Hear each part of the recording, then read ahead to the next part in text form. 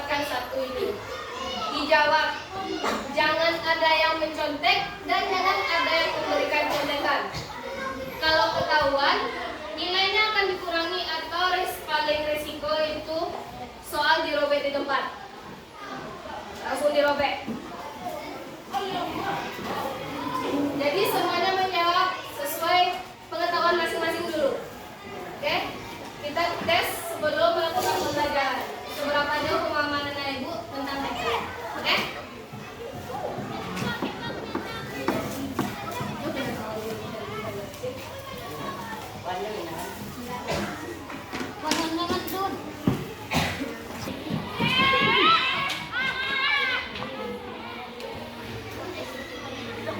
Yang sekarang jangan tengok buku dulu. Sesuai itu aja dulu, sesuai pemahaman. Tutup.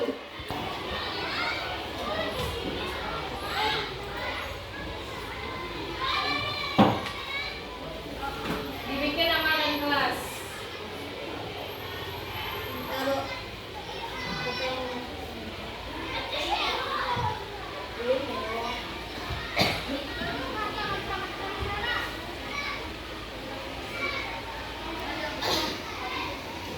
Tulisannya. Nah, ada yang buka buku dong.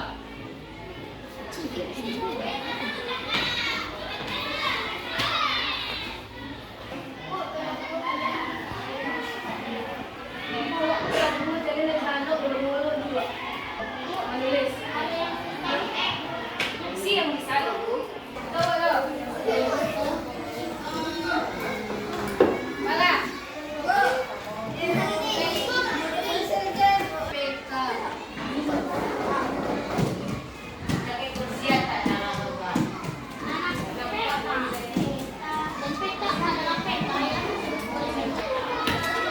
Ada yang tahu apa itu peta?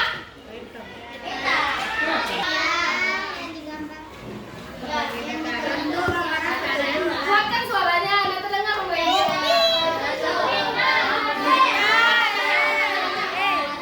angkat tangannya. Yang tahu? Enggak? Tahu peta? Peta adalah gambaran suatu. Peta adalah letak. Ada yang lain?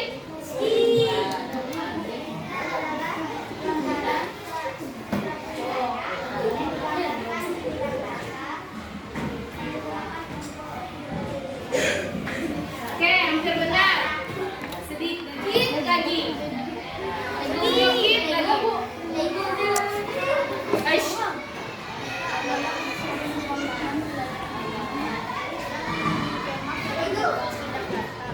Oke. Peta adalah gambaran permukaan bumi atau sebuah wilayah yang disajikan pada bidang datar menggunakan skala tertentu atau ukuran tertentu. Oke? Peta adalah gambaran permukaan bumi atau wilayah atau kota yang disajikan dalam bidang datar menggunakan skala atau ukuran tertentu. Nah, untuk pertemuan kita kali ini kita akan membahas peta dengan 3 tujuan pembelajaran kita. Yang pertama, setelah belajar tentang peta, anak-anak Ibu dapat mengemukakan atau menyampaikan fungsi dari setiap unsur-unsur peta dengan benar dan lengkap. Yang kedua, anak-anak Ibu dapat menggunakan skala, memahami skala untuk menghitung jarak antar wilayah dan menginterpretasikan simbol-simbol pada peta atau menjelaskan simbol-simbol pada peta. Yang ketiga, anak-anak Ibu dapat menggabungkan seluruh unsur yang ada pada peta untuk menentukan posisi suatu wilayah. Dan anak-anak Ibu dapat merumuskan rute perjalanan yang paling efisien, rute perjalanan yang paling cepat. Sekarang kita akan belajar unsur-unsur peta, unsur-unsur peta dan beserta fungsinya.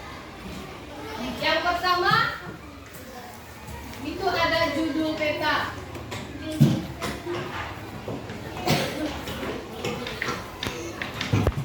Judul peta. Apa itu judul peta? Ada yang tahu? Apa itu judul peta? Ada yang tahu? Kuatkan suaranya.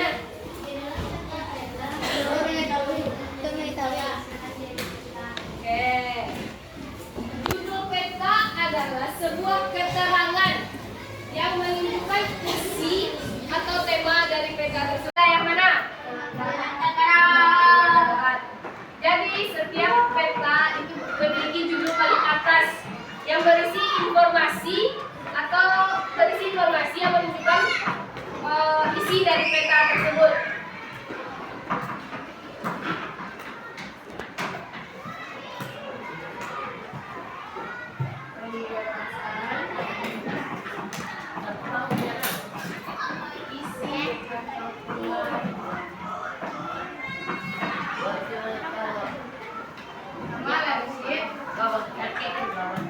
Yang kedua, kita akan belajar tentang legenda. Legenda pada peta. Ada yang tahu apa itu legenda? Apa? Simbol. Apa lagi? Legenda simbol. Apa lagi? Apa? Penjelasan, oke. Legenda adalah daftar-daftar simbol yang digunakan dalam peta beserta artinya. Jadi jika ada simbol-simbol pada peta yang anak-anak itu tidak mengetahui itu simbol apa, itu kita bisa lihat pada legenda. Legenda biasanya terletak pada ujung kotak kecil di sebuah peta. Contoh legenda peta seperti ini. Ini contoh legenda pada peta. Pada ya kalau pada peta, pada sebuah peta itu dia berbentuk kotak dan terletak di bawah. Misal, kalau gambarnya jangkar itu menunjukkan pelabuhan. Kalau gambarnya pesawat, bandara.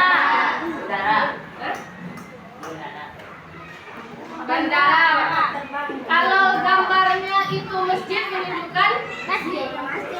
Kalau ada orang yang mengisi minyak, bensin, SPBU, Pertamina. Ini boleh lah. Boleh. Dengan menggunakan legenda ini, memungkinkan para pembaca peta yang sedang melihat peta itu bisa memahami apa-apa saja simbol yang ada pada peta. Jadi kalau anak-anak ibu lagi membuka peta, tetapi tidak mengetahui simbol yang ada di dalamnya, itu bisa dilihat pada legenda. Legenda, daftar simbol.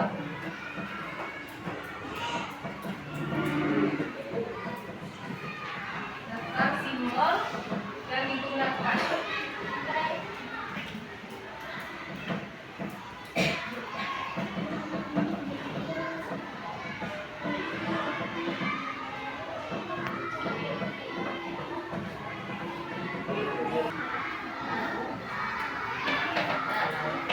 Skala.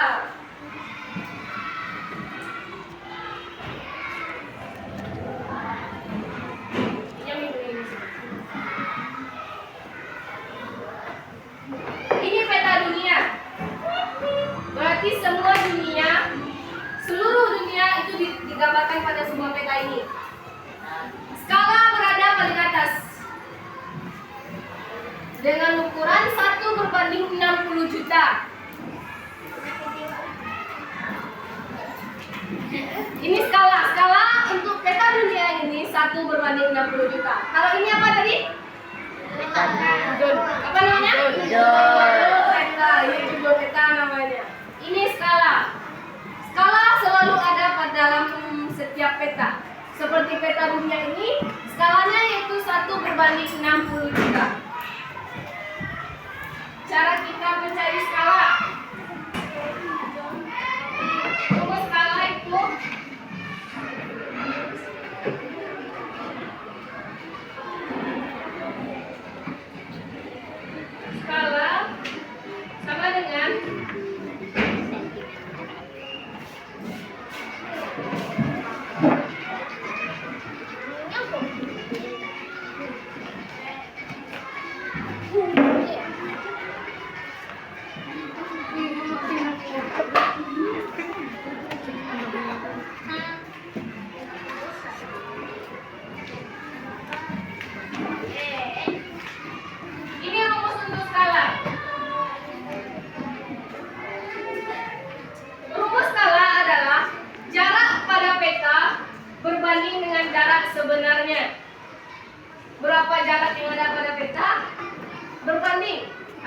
berbanding itu titik 2. Berbanding dengan jarak sebenarnya. Kita kasih contoh. Oh, ipas. Biar lebih bisa memahami. Jarak kotak P ke kotak Q pada peta itu 4 cm. Pada peta, sedangkan jarak yang sebenarnya diapakan? Kalian tadi bagi kilometer ke sentimeter, naik atau turun? Turun berapa? Turun berapa? 4 atau 5?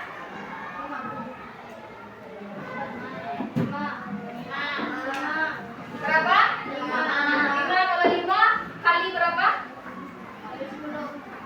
Kali 10. Setiap turun tangga nilainya dikali 10. Berarti kalau 5 kali turun tangga, yang ditambahkan nolnya, bukan angkanya yang dikali.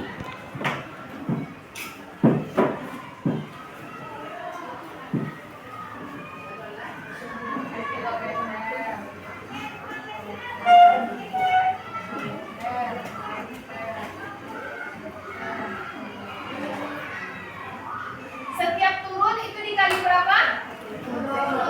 Kali 10. Kalau naik? Bagi 10. Sekarang kita turun. Kita dari kilometer ke sentimeter. Turun berapa? 5. Jadi berapa? Kilometer ke hektometer 10. 100. Bukan ditambah. Bukan 10 ditambah 10-nya. 10, 100, 1000. Berapa lagi? 100.000. Nah, 100.000. Berarti tambah nolnya itu 5. Setiap sekali turun, nolnya akan dia 10. 10, 100, 1000, 10.000, 100.000. Berarti 24 km jadi sentimeter berapa dia? Berapa? 2.400.000 cm. Sekarang kita perlu menyederhanakan. 4 cm berbanding 2.400.000 sama-sama habis dibagi berapa? Bagi berapa? 4. 4 bagi 4? 1. 2.400.000 bagi 4. Berapa? Berapa? 2.400.000 bagi 4. 24 bagi 4.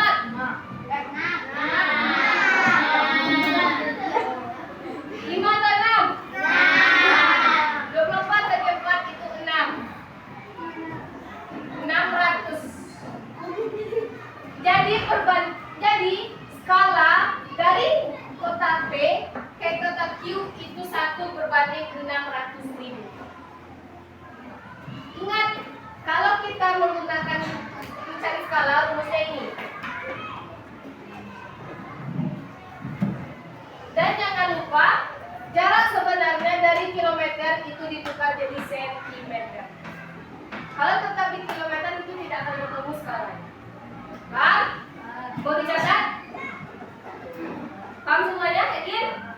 Nanti akan ada soal. Yakin? Yang lain? Yakin? Kalau enggak dihapus, kita mau tulis yang lain.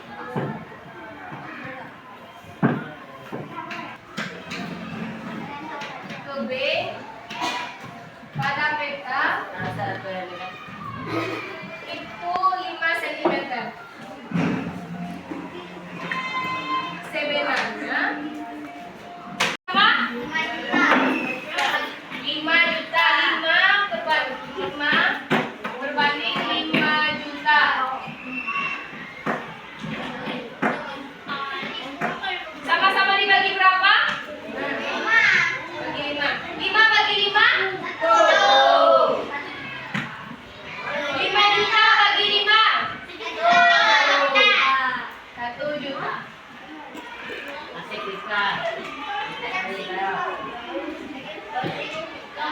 Jadi sudah paham semuanya? Sudah paham?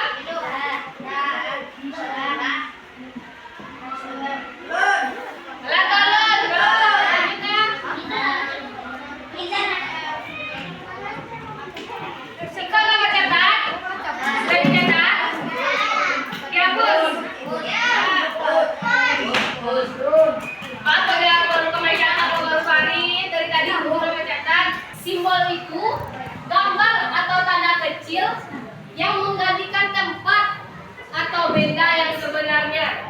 Misal gambar sebuah masjid.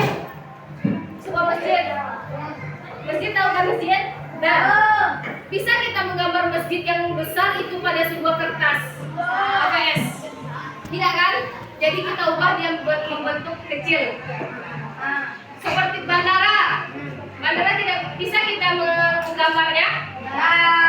Digambarkan sama jadi pesawat. Pelabuhan. Kar. Dan seperti itu. Itu namanya simbol. Menggantikan benda yang sebenarnya di dunia nyata menjadi kecil.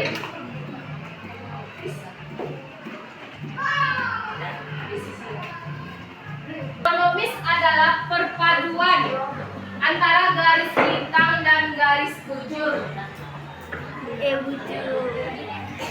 Garis lintang yang menunjukkan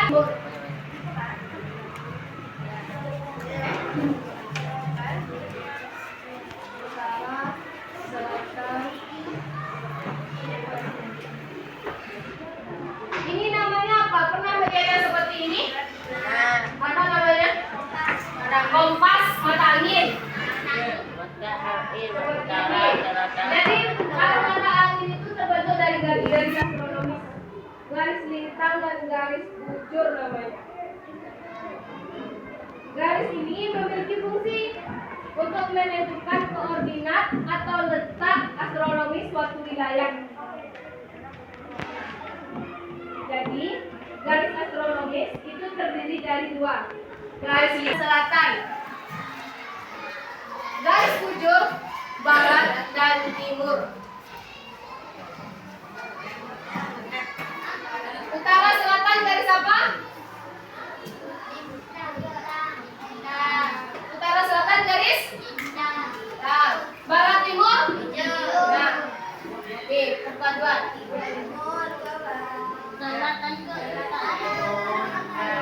Oke.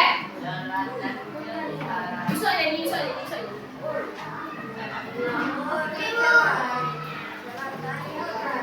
Nah, dari kelima unsur-unsur dan fungsinya tadi, ada yang mau ditanyakan? Paham semua? Again? Ada yang mau ditanyakan atau tidak? Aman? Sekarang kita akan melakukan diskusi kelompok.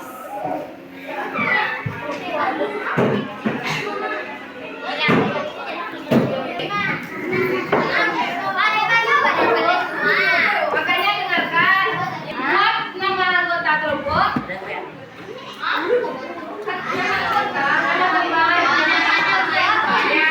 Dan tulis kalian yang beberapa. Kan sudah ditulis tadi kalau bagikan. Kartu ini bisa berisi pertanyaan, bisa berisi pernyataan, bisa berisi gambar yang akan dijawab. Satu kelompok akan mendapat 2 kartu pertanyaan yang akan berbeda dengan kelompok lain. Jadi dipastikan kalian tidak akan bisa untuk mencontek. Diskusikan hasilnya bersama teman-teman satu kelompoknya. Oke? Paham semuanya?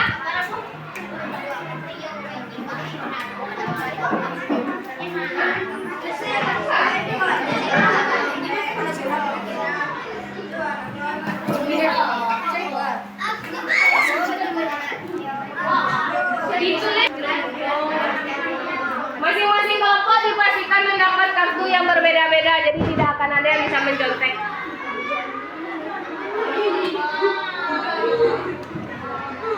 Ambil 2 kartu.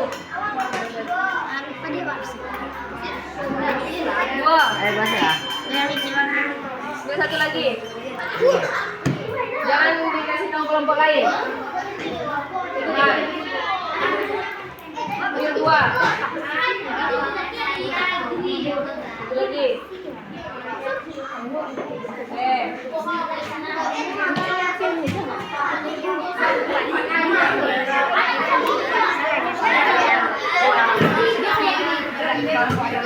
Dua.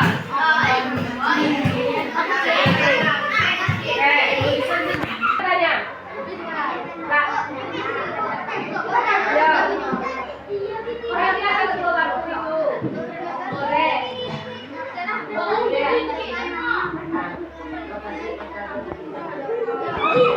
Paling ribut itu kartunya akan ditambah.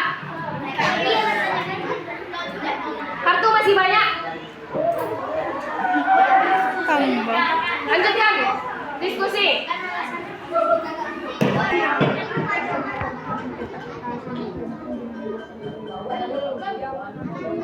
Ya, semua yang ada di PK.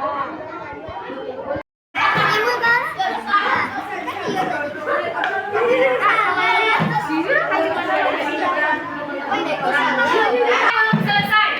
Yang belum.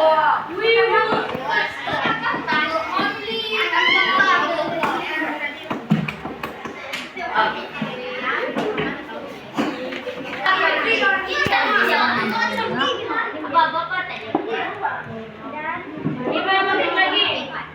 Kalau selesai langsung ya.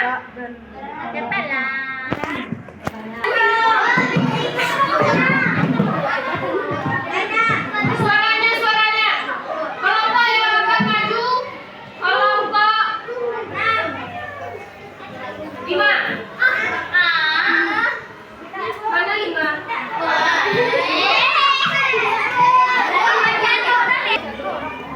Mana sih yang gambar rapi? Perhatikan ke depan. Perhatikan gambar yang ada di tangan ibu.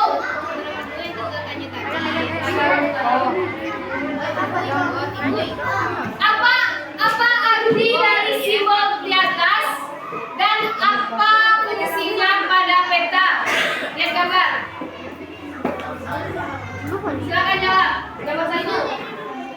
Makan suaranya.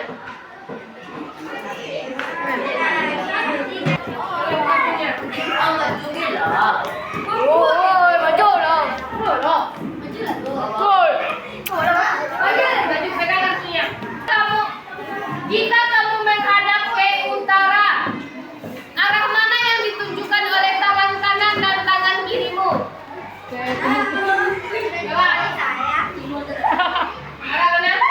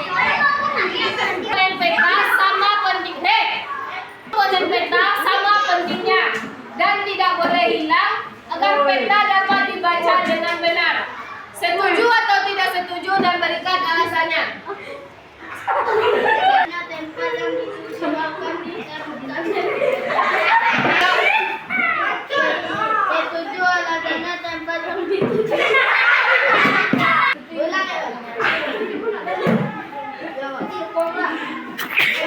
alasannya tempat yang dituju adalah bukan yang mudah.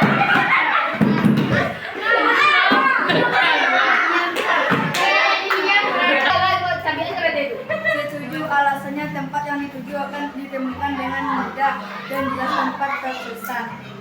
Tinggal menjawab Indonesia dengan apa? Apa arti dari gambar di atas dan